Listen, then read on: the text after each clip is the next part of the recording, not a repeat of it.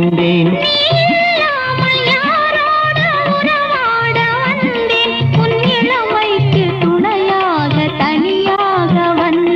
நான் மலரோடு தனியாக ஏன் இங்கு நின்றேன்? என் மகாராணி உன்னை காண ஓடோடி வந்தேன்.